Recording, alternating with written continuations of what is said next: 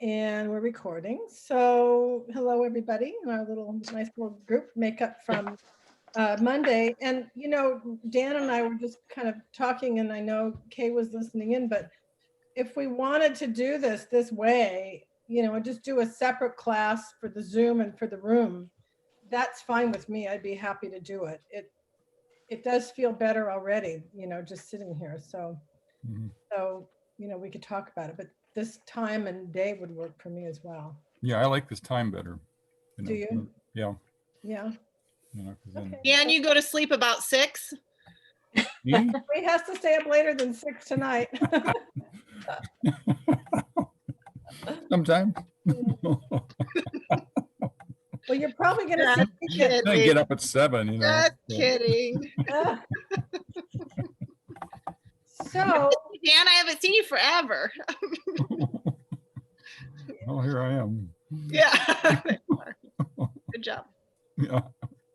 so I know it's been a week and a half, and instead of a week, but we had this homework we'll do last week. So we'll start with our quote from Rinpoche, which is in the materials list. Does everybody have the handout and the 2 lotus flowers pictures? On my computer, I do. Okay, that's okay, as long as you can gaze at the lotus. The computer may be even better.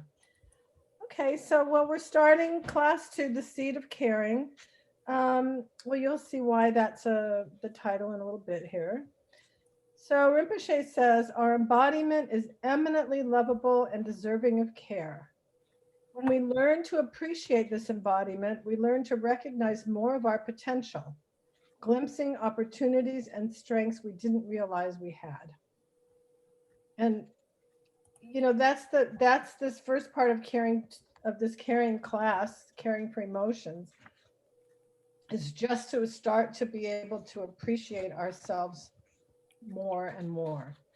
And Helena actually told me recently that the reason that he wrote the caring book, and also I guess Lotus Trilogy, is because he felt like we, his students, the people he observes, whoever it is, still didn't know how to be good to ourselves.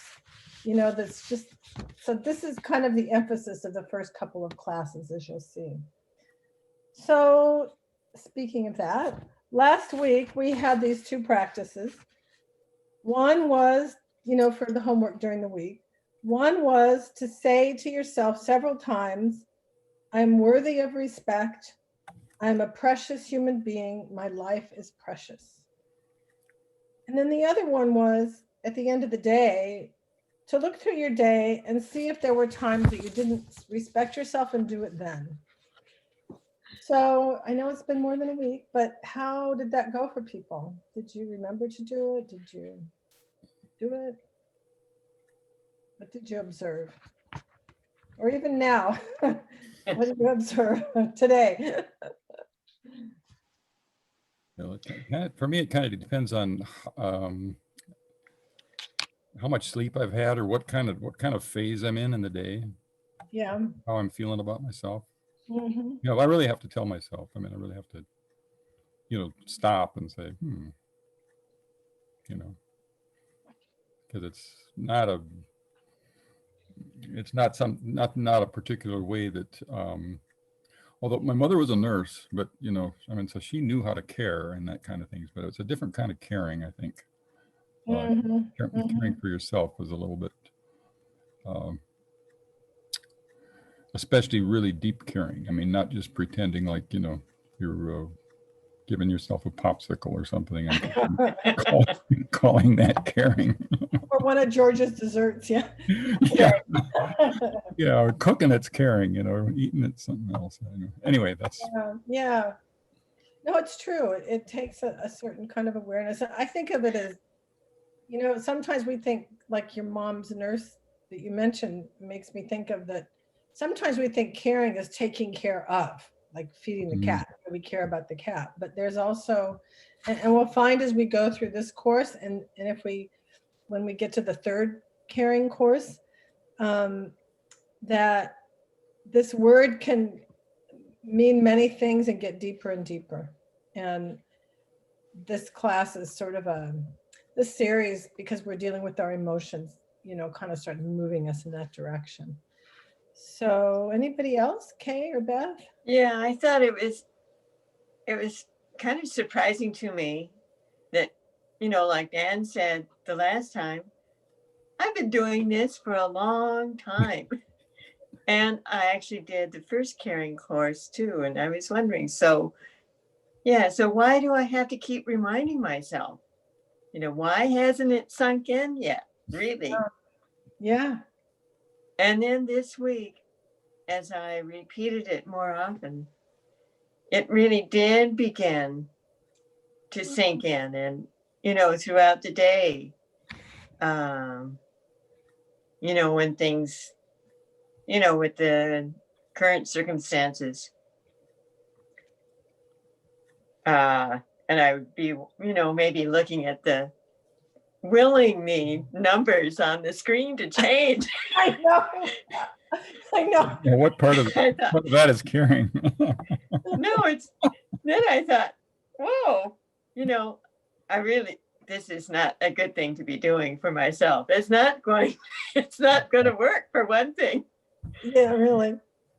And so then I was able to, with that, I would catch myself in the midst of not caring for myself, or realizing that there's something I could do to better care for myself, Right. and appreciate, what I could be doing. And there actually are quite a few things that I'm doing now that are worthwhile. That's nice. So you're looking at the screen thinking, oh my God, is this going to change? And then you say, I'm just creating angst, or I'm creating something, some kind of unhappiness or something. Yeah, I could feel it, Yeah. There's got to be irritating my eyes, irritating my mind. Yeah, there's got to be some way to be involved and connected with the rest of the world, and as serious and disgusting sometimes as it is, and still take care of yourself. There's got to be some way. I mean, to actually become involved with the numbers, look at the numbers, but look at them in a different way. Yeah. Maybe so that it's not so. You think you know what they mean. You really don't know what they mean. We really just imagine something, all that. What reminded me of, I think maybe it's Shawnee Davis. Somebody said something like, you got to treat your mind like an open wound. You really have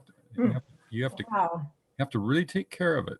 You have to be careful about what it becomes. What goes in it? Well, what it comes in contact with, like it's a very sensitive, if it was an organ, it'd be a very sensitive organ and a very important organ, and so it's one of those things like you protect, like your eyes or something like that. That's a really interesting point. Yeah. I like that, because in so many traditions you hear, you have this monkey mind, you have to tame it, it's your enemy almost or something, and that doesn't work. I like that, what you're saying. Huh. Yeah, well, it's so many different things. Well, actually, Rinpoche. You got to get into Richard's class. You'll take it. But Rinpoche does often tell us, be kind to our mind. It's shy. You got to be gentle. Mm-hmm. Yeah, it's like when you're watching a bad movie or something like that. You got the choice to just leave. Just go. If music is giving you a bad time, you just turn it off. Yeah. There are things that you don't think that you have to engage in. Especially kind of like reckoning.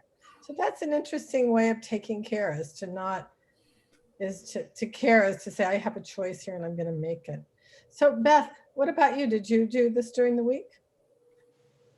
Nope. Okay. Very But honest. it reminds me of when I was in class in Portland for yoga teacher training, and I don't remember the question of, I don't know if we were asked on what we wanted to practice. And I remember saying pretty brain, like referring to my brain as pretty. And now one of my friends, when I talk to her in Portland, she always refers to me as Pretty Brain. Oh, no, that's nice. I'm looking at you. You look pretty on the screen right now. And I was just kind of picturing your brain there too. I took a shower yesterday.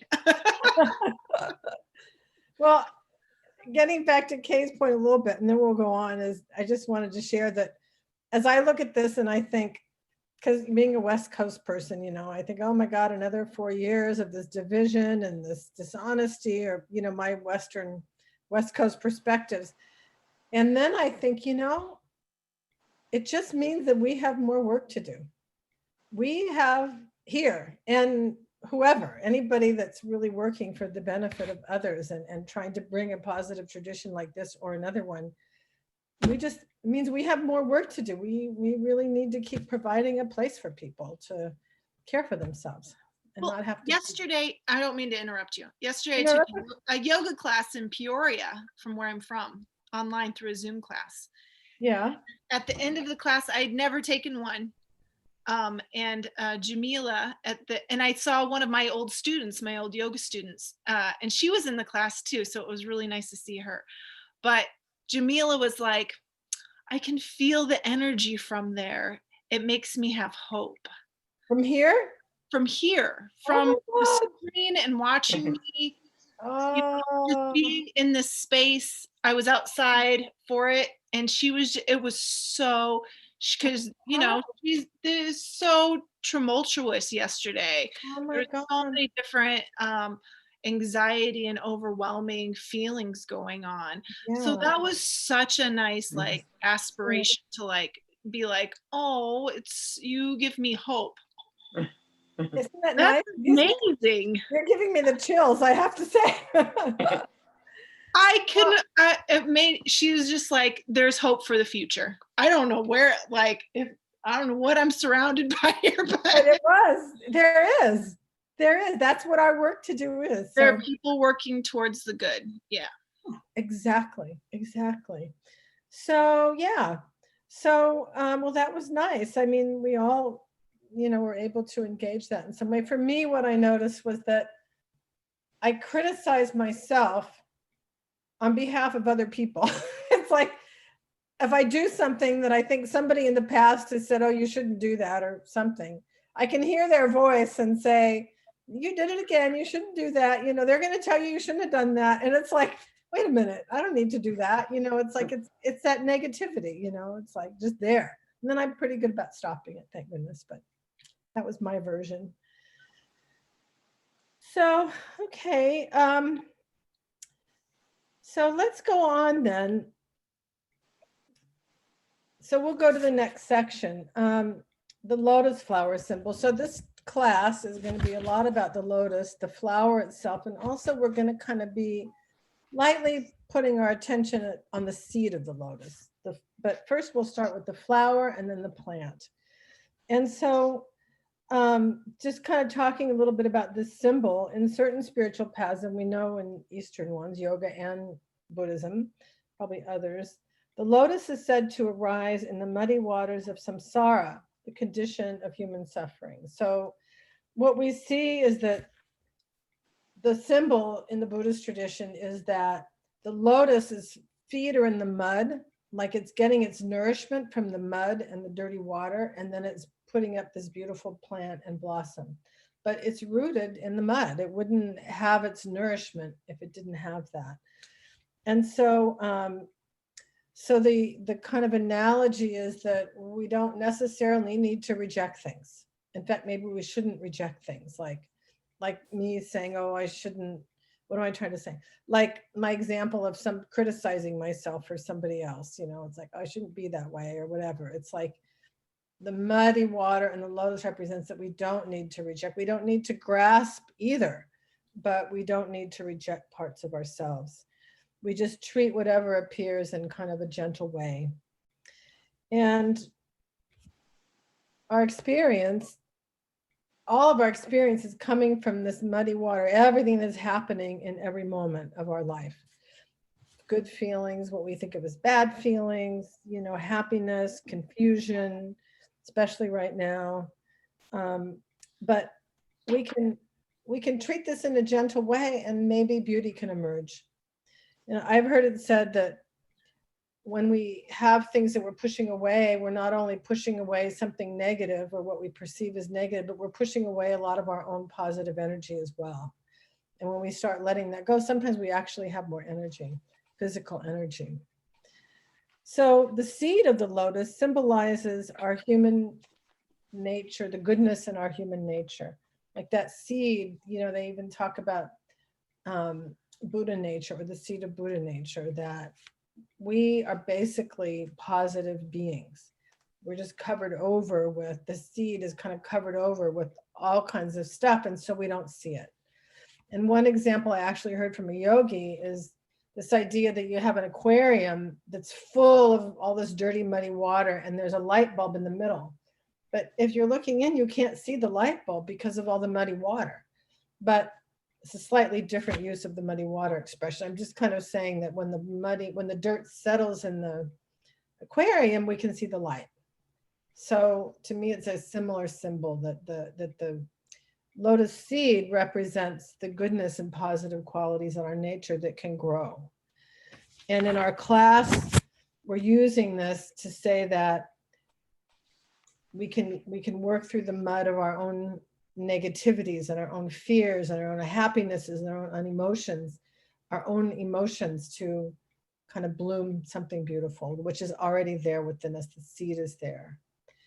And, you know, we've kind of observed over time in this class, probably we all recognize it anyway, is that in the Judeo-Christian societies, we're taught to think that we're imperfect and we have to be fixed in order to be worthy of something else.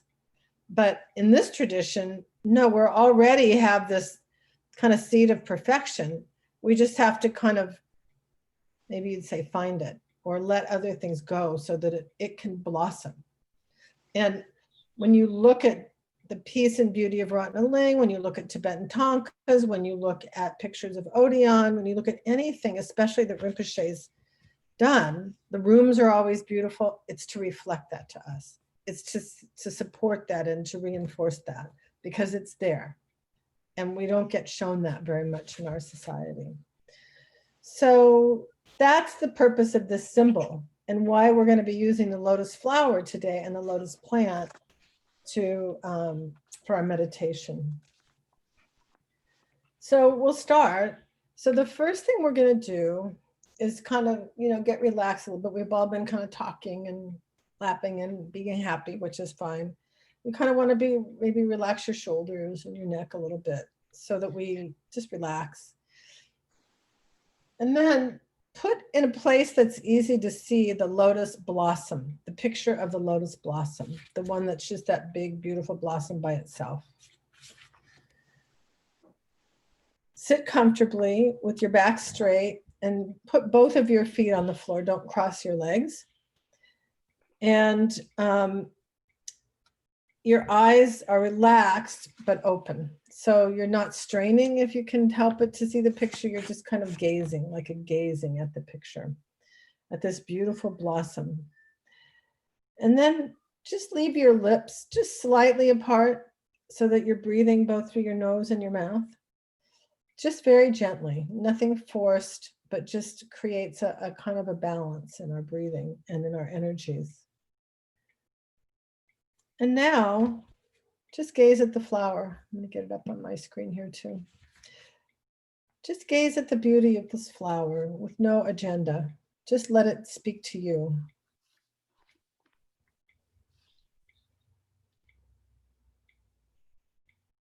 You can notice its shape.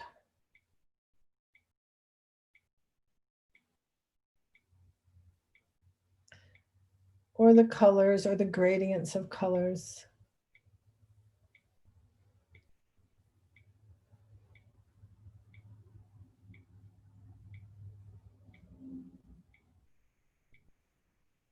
Just softly gaze.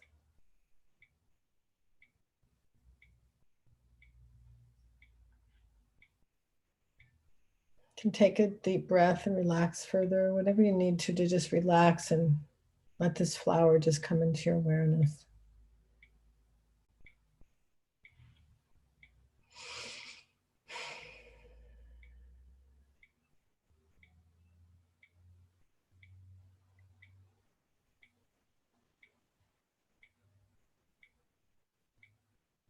You could almost see it's looking back at you without thinking about that, not just gaze.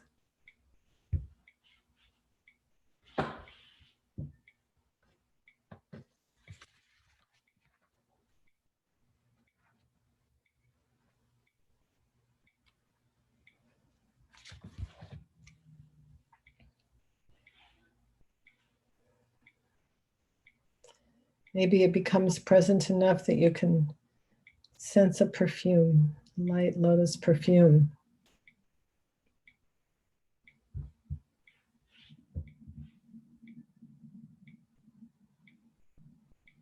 Just its own unconscious beauty.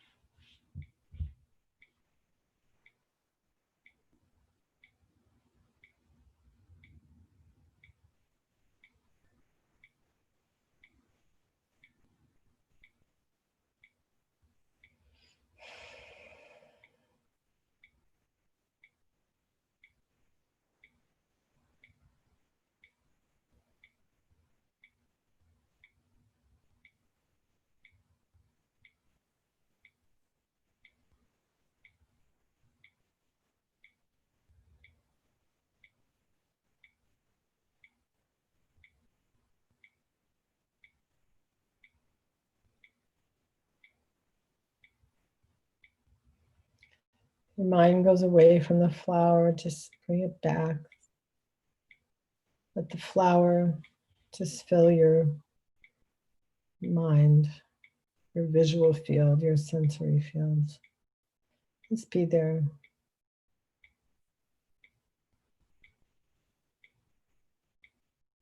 There's nothing else but this flower right now.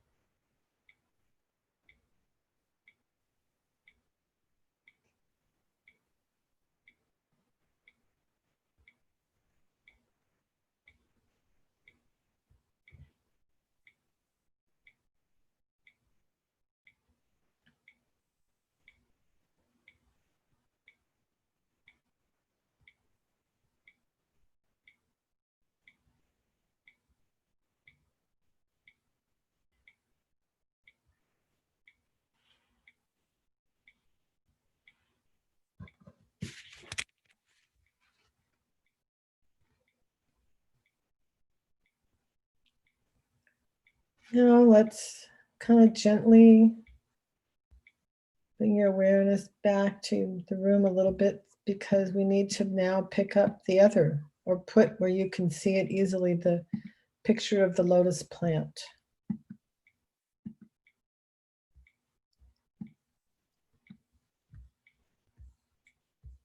You want to be able to see that if you're on your computer screen, you want to be able to see the whole image.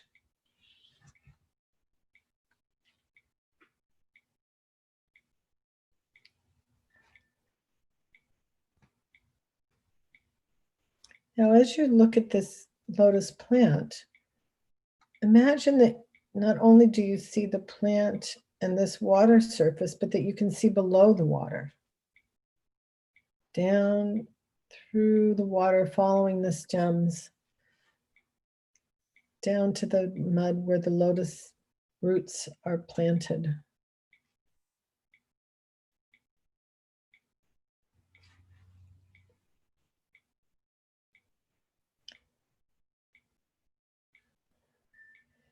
If we were just experiencing this mud, it might be smelly, it might be mucky, or appear stagnant or slimy.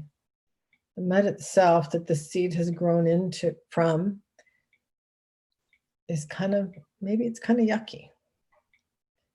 And yet the seed was planted there.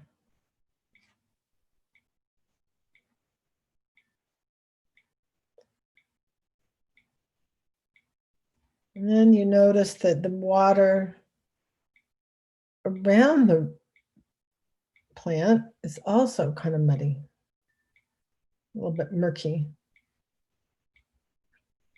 Not so nice.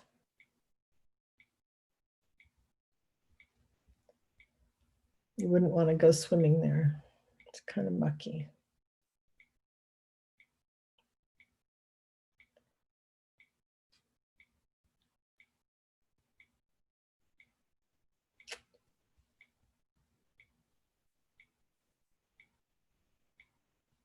You're seeing below the water.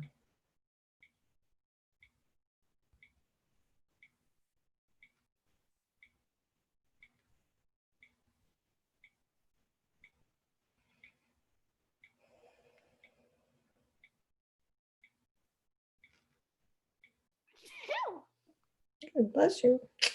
Thanks. Now we see this mucky mud and this kind of murky water kind of there. And we can imagine that this plant was once a seed. A seed was planted in that mud.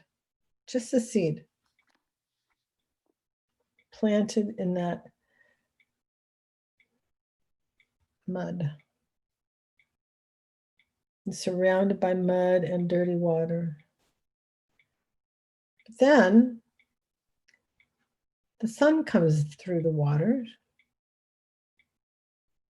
And it's light and it's warm. And the sun and the warmth of the sun combine with the mud and the muck actually make it so this seed can sprout and start to grow down into the mud and up through the water towards the light.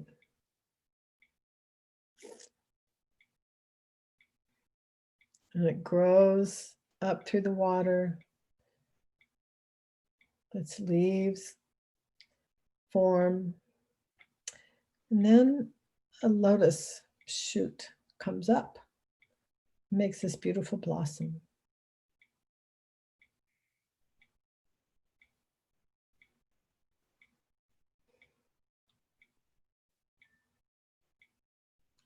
So just contemplate that process for a few moments.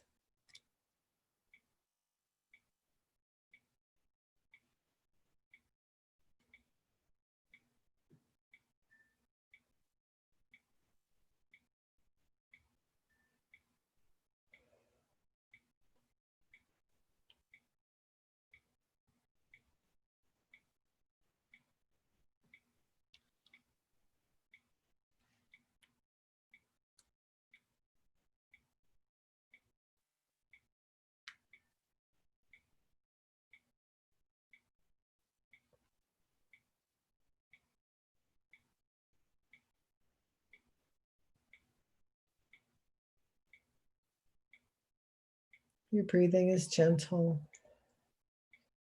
Your mouth slightly open and your eyes relaxed as you contemplate this process.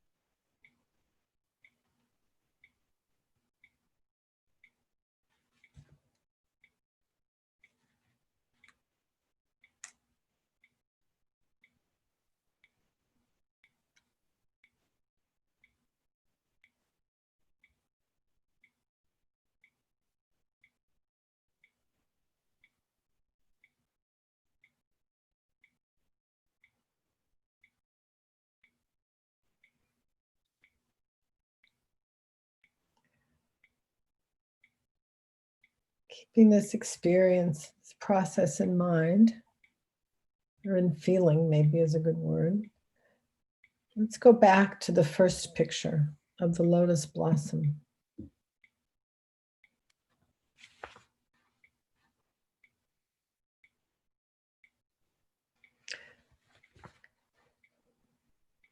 Now, allow yourself to imagine that this beautiful flower that you see represents your own beautiful inner lotus that springs from the mud or grows out of a seed planted in the mud of your own muddy conditions. It's a beautiful flower. In that same way as the plant grows out of the seed of beauty in your own muddy conditions.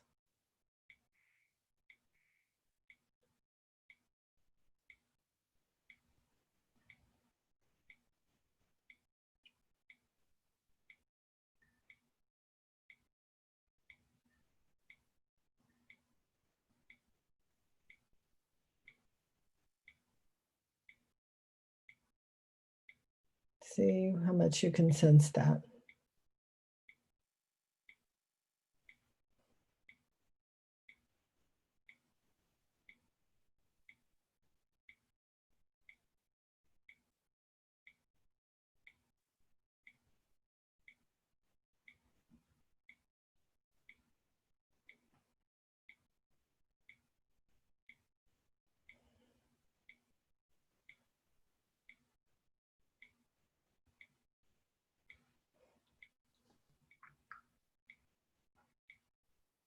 This beautiful flower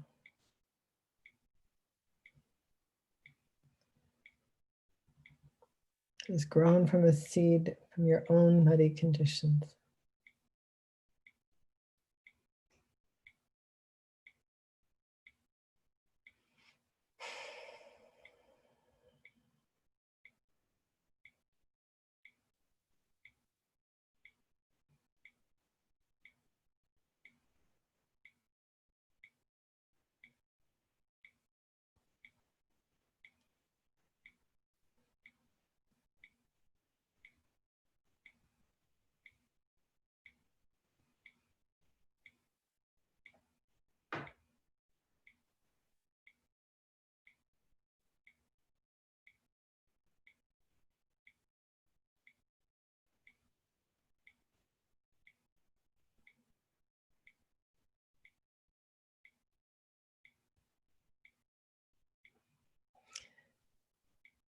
Can you recognize some of your inner muddy conditions from which could emerge this beautiful lotus flower of your potential?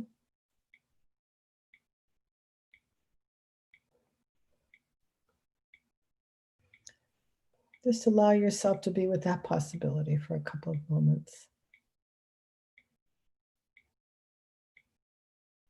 Recognizing your own muddy conditions from which your beautiful flower is going to emerge, or maybe is emerging or has emerged.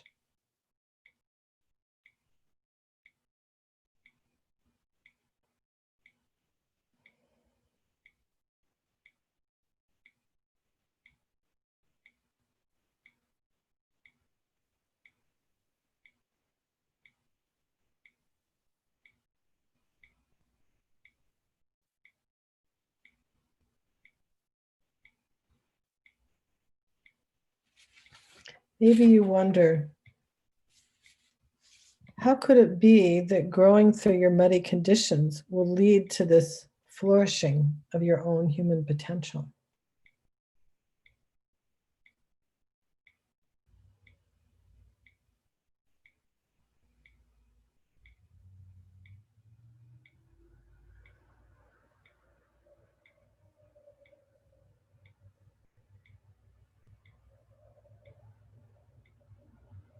Was this beauty already within you?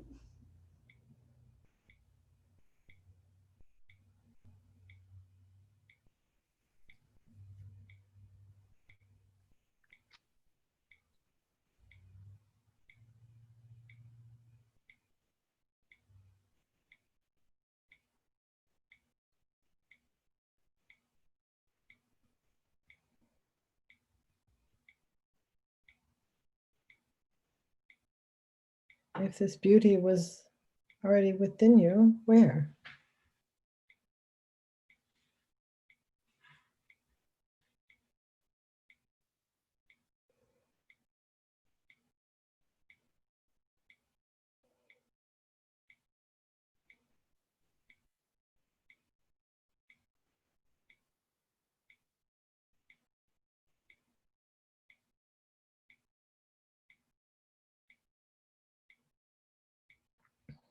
Take a final minute or two, the flower.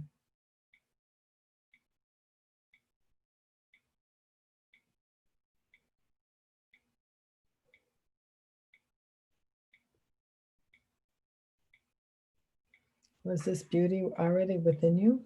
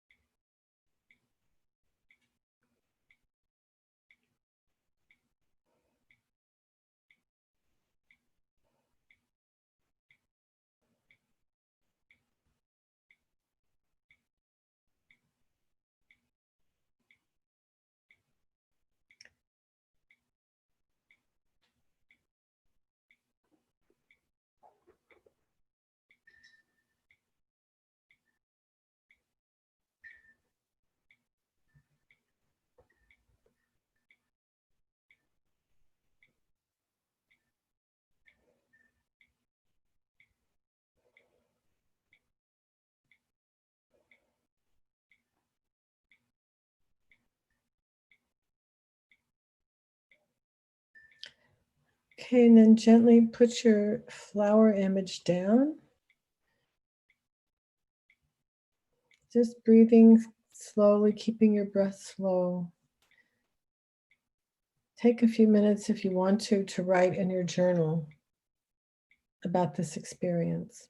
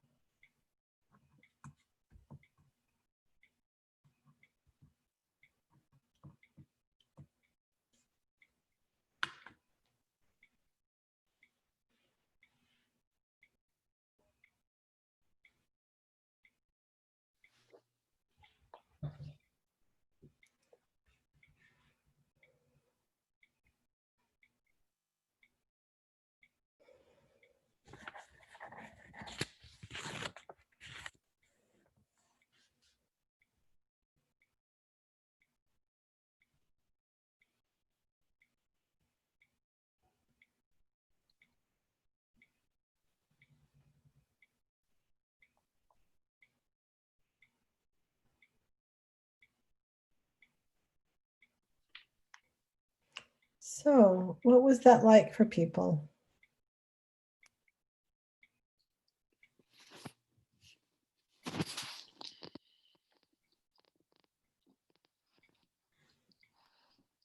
brought up a memory from when I was younger that weighs on me still, Hmm. and where did like all the thoughts that go behind that experience, like how did that happen? Why did it happen? Does it stay with me for the rest of my life? How does it affect, like all these things? Oh, Yeah. So maybe that's from the mud yeah. settling. But yeah. Is that It what does- you mean? Yeah, exactly. Yes. I'm just curious. It doesn't, that might be exactly right. And I'm just curious if the flower came into that or just right now you're just seeing this image and experience that you saw. It was just a memory that came Yeah. Okay. Yeah. not intentionally. It just No. Yeah. Yeah. what No, I yeah. was thinking about. Yeah. Thank you for sharing that. Kay, did you have your hand a minute ago up?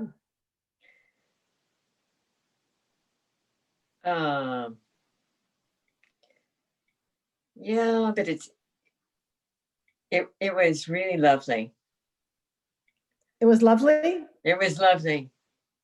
Oh, Really, it was because I really saw the tenderness of the lotus blossom oh yeah. and the tenderness that the quality that I have that maybe sometimes I kind of ignore Oh, or don't realize it's there. But yeah. That's nice. mhm. And that, yes, I can really see how the habitual tendencies and all the muck really can give rise to beauty because, well, once you've had enough, and in a way, a lot of plant nourishment is kind of mucky. That's true. That's one of your hobbies, like fish washing or something. And, fertilizer, it's, often takes kind of smelly forms, but from that comes good, comes beautiful flowers and good food to eat and that Yeah. nourishes us and nourishes us with beauty, nourishes us with good flavor, beauty of different sorts. Yeah. And the seed is always there. We don't see it. It gets covered up by mud. And, like I said, well, I've been doing this a long time. So I, brush away the dust or the dirt Yeah. and, maybe give it some nourishment, but then it gets covered up again. And I thought if like what came to me is like the dust storms in Africa when we were driving through Africa in our VW van, which is an air-cooled engine. Oh. And in southern Algeria and northern Niger, you get this red dust and it just cakes everything. And this windstorm, the dust comes up every day. So every day at the end of the day, we'd stop and we'd open up the engine compartment and clean away the dust. Oh my God. And every day it would get covered up again. So in order for the engine to work, it needed to be freed of this dust. And I think that's kind of like what we've got to. Yeah. It sounds like my experience. It's like you remember and then it's like, oh, yeah.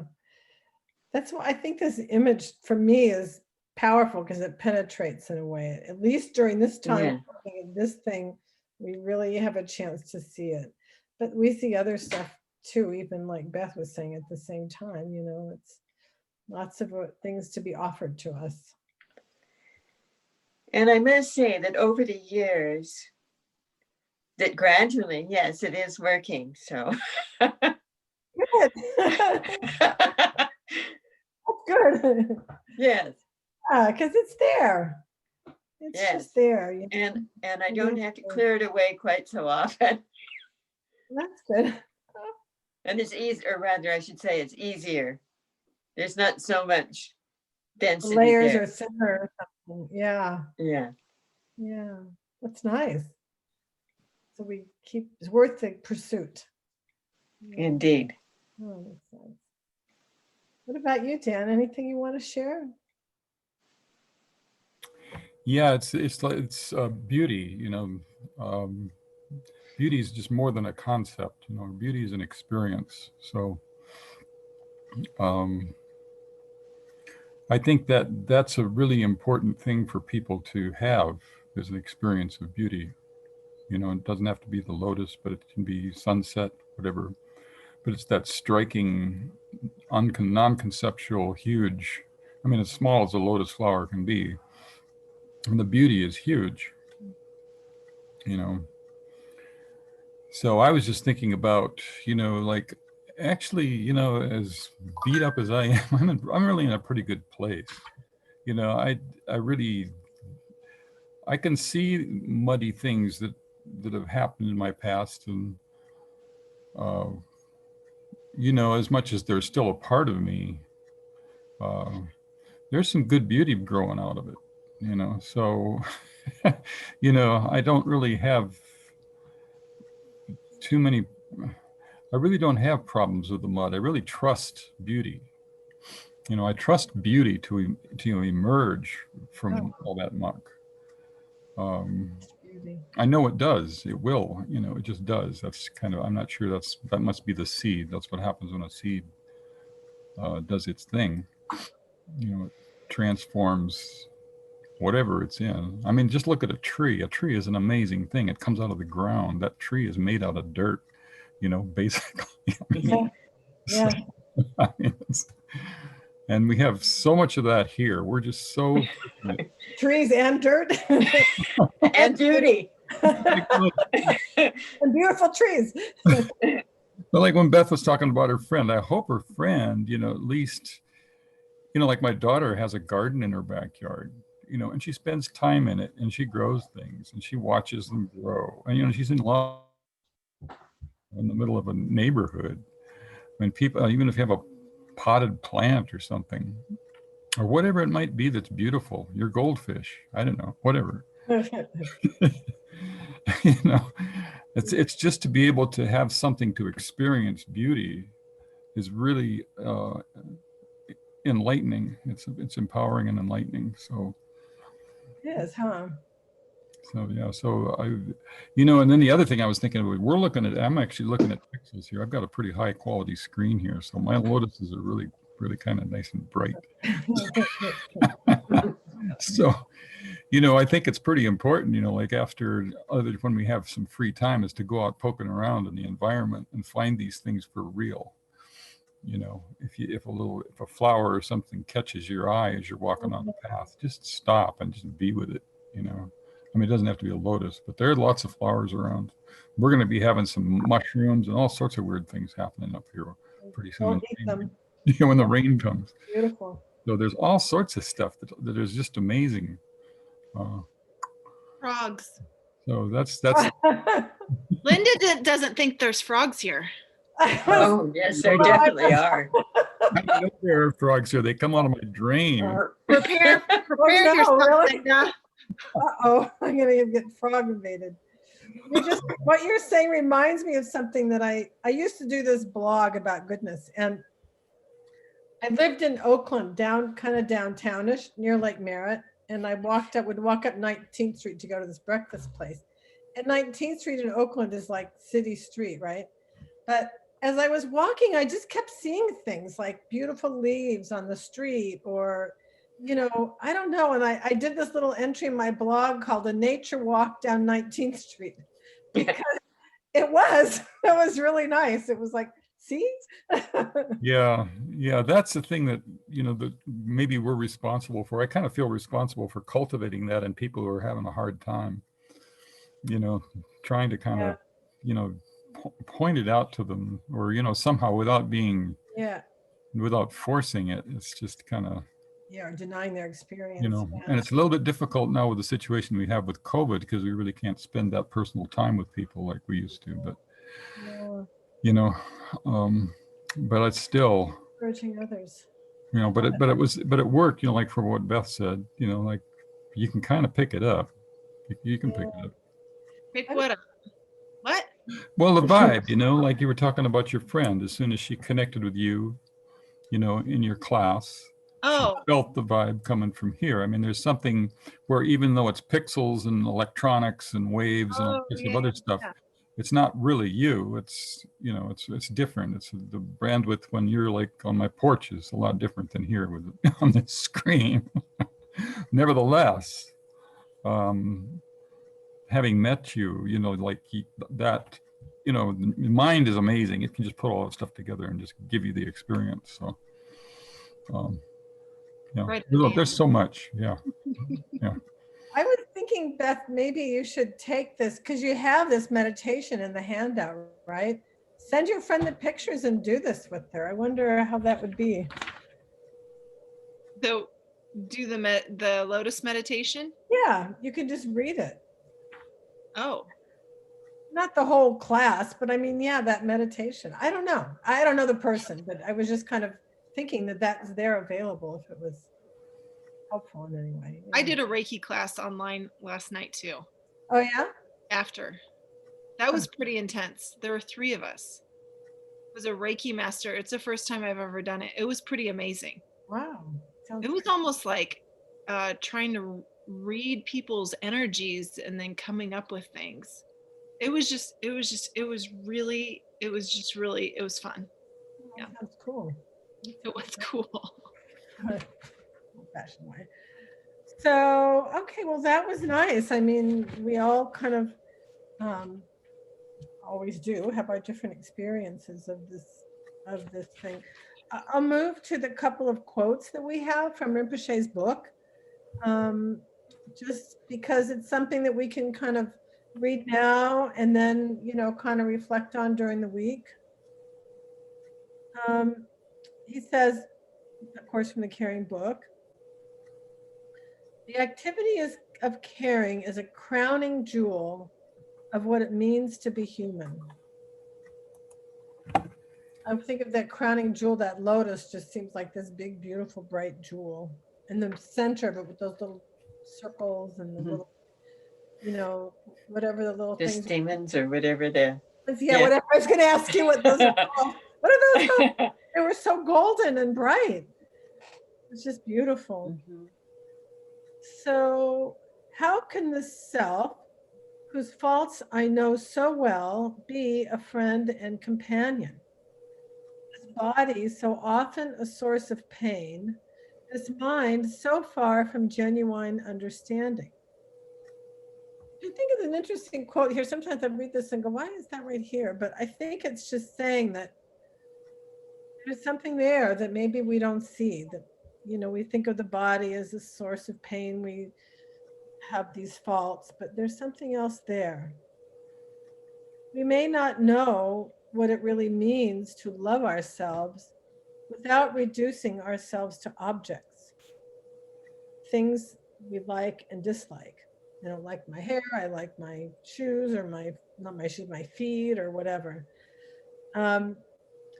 This approach, once we have adopted and lived with since we were children, misses the marvelous beauty of our embodiment because we're focusing on the mud, which we don't have to reject, but we also don't have to think that's it either. These quotes resonate with anybody in any way? Yeah. So what I'm going to do then is we're going to go to the exercises during the week. And so these are related to just kind of changing the mud, changing, you know, having the freedom or seeing that we have the freedom to shift from the mud if we decide that we would like to. And again, because the theme of the class today is the seed, right? So we really want to keep contact with that. But there's an exercise which I need to show you, but I don't know if I can so well with this screen, but I'll try it. I'll read it first, then you'll see what I'm doing. I'm going to stand up and take an expansive posture. So I'm going to exaggerate a little bit because I can just see myself in this little tiny window, but you smile broadly, let your eyes open really wide and light up, like that light from the middle of that flower maybe, or a light bulb or whatever image comes to you. Open your mouth a little bit, relax your throat, and throw your shoulders back. This is done standing up. Best doing this here. And observe what you do, and I'll demonstrate, but what we're doing is we're observing but we're keeping our awareness in our body at this point when we're doing all these things. So, so we observe the body, and then we're going to notice the energy flow that changes. So it goes like this. I only have one light in here because I don't want to be backlit, but maybe I can turn a light on here. So the idea is that, see me like this, is you're kind of, you do this when you're something, you know, there's a bit of negativity, you know, the mud is kind of going on, right? And so you're kind of like, you know, like the example in the class I gave on Monday was, I'm never going to get this Zoom stuff right. Those people are not even going to come back to my class because I'm so stupid. I can't even do whatever, you know, like that, right? And so you're going along kind of dejected, and then you throw your shoulders back, you smile, you open your eyes wide, you feel what's going on in your body, and it changes. It's like the physical movement and the awareness of the physical movement and the flow of this different kind of energy changes the muddiness. I could even feel it when I did it just now, you know, it just, I don't know. You light around your head now. I know that's because I turned the light on. I can't decide what to do about the light in this room. Yes, now I'm an angel. So anyway, that's one to try during the week. If you notice that, you know, the kind of mud and muck is sort of coming up, or maybe you can even, like I did now, just, you know, put a little note on your mirror to remember to try it and create some muck and mud. It's easy to find, you know, and chances are any particular day there's some there somewhere. But also when you're doing it, it doesn't say in the instructions, but make sure that you bring your awareness to the body as you're doing this very intentionally. It's not a thinking thing at all. It's a body thing. So yeah, so you do it whenever you're feeling this pressure. And then there's another practice also from Mastering Successful Work. Beth, these are two. Mastering Successful Work is a book about skillful means, which is the series about, you know, spiritual practice at work, or using your work. Rather than using your mud for your process, you use your work for your process. But the second one is tell yourself, so it would be in the morning probably, today I will not make any discouraging pronouncements to myself or other people. When you succeed in doing this, congratulate yourself, you know, recognize this. Remember that there are many people who would be unable to take such a step. Anybody know people like that, or have their own experience of that, where, you know, you just can't get out of the discouraging pronouncements, and if you do, you can't congratulate yourself about it. Like, hey, I did it. You know, whatever. It's like, so then, you know, as you go through your day and you've noticed that you're able to do this, then you dedicate your success to the welfare of others, or to the people who you can't do this, who just can't pull out of the mud and the darkness. And you dedicate your success to them. And then, you know, it's a good idea during the week to write your experience with the practice in a journal in the evening, if you can find the time or remember. So any more thoughts or anything anybody wants to share about what it might be like to do these practices, or how different you might feel from the class today?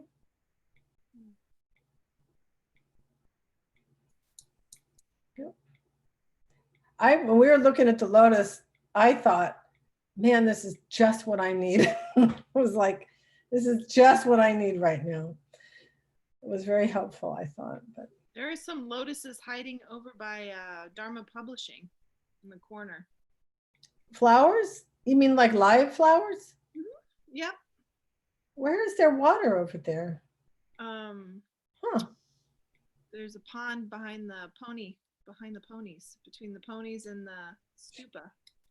Oh, I'll have to go look. I didn't even Walk notice. behind there's a kayak, and then there's a path that goes in the back Oh, by the forest line, by the tree line, and then Uh-huh.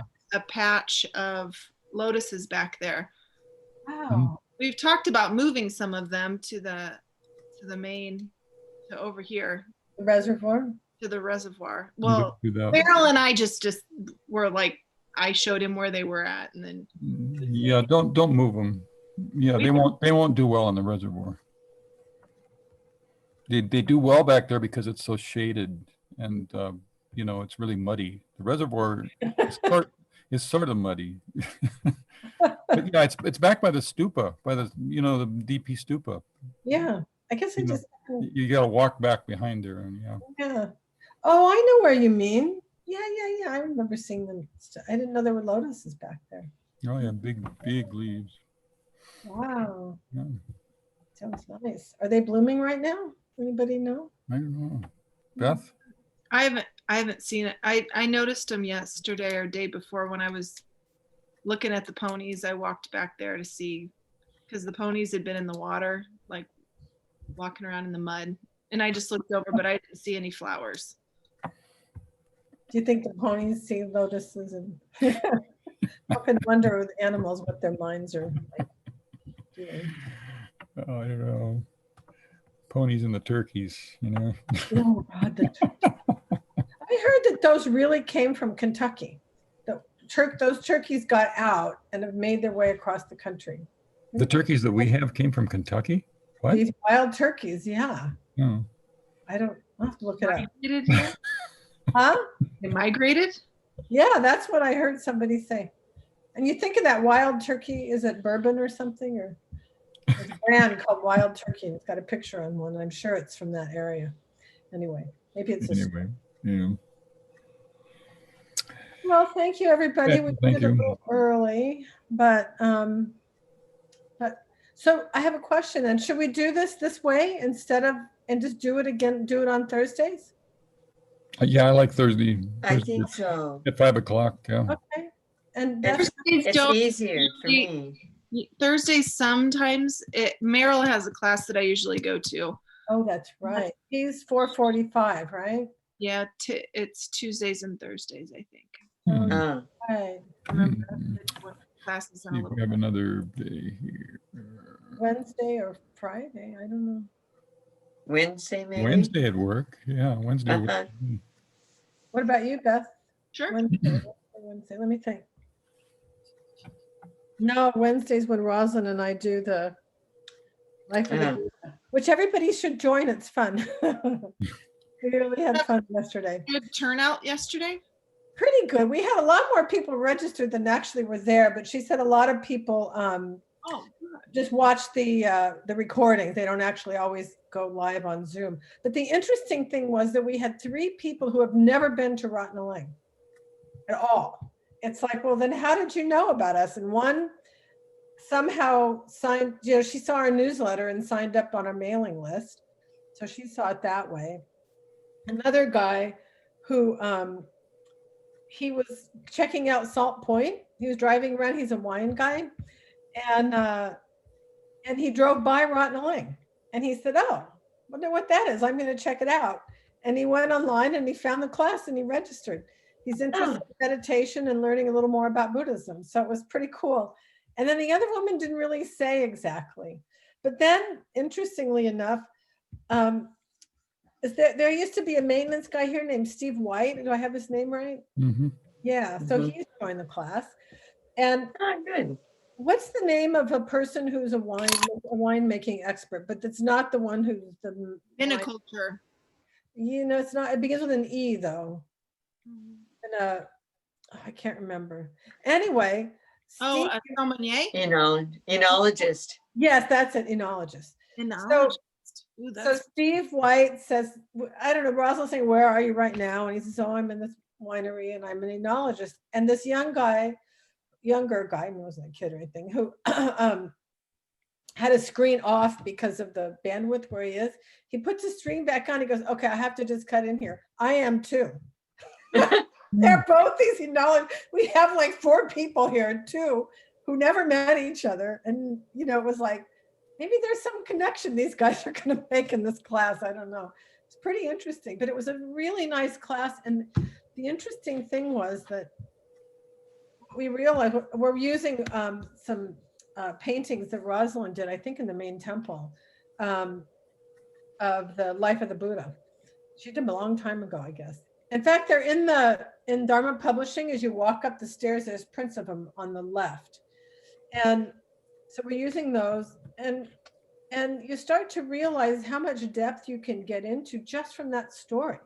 Because when this younger fellow, his name I should know so I don't have to call him that, but that he was interested in Buddhism, all of a sudden, it's like, and he passes away and he demonstrates impermanence, and it's like, well, that's a really important Buddhist topic that we can touch on. We realized at the end of the class, there's 6 more, how much we can cover just by going through this story.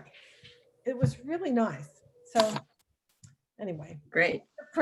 if your friend wants something positive and uplifting, then she should join our class, because that is the focus of the class, is how this person made a dedication to, it's almost like this lotus actually, to uncover why we suffer. And the example of his life is the example of that possibility and all the things that he learned and demonstrated during that time. But our focus, probably because of me right now, but is kind of the positive side. This is what this is telling us, is who we really can be and who we really are, just like this lotus. So if she wants some more hope, it's a nice class, beautiful imagery. It's quite nice and a simple story. cool. Plug. Thanks, And it Linda. could be free if she wants. Okay, so what did we say? We can't do Wednesday. Friday? Hmm.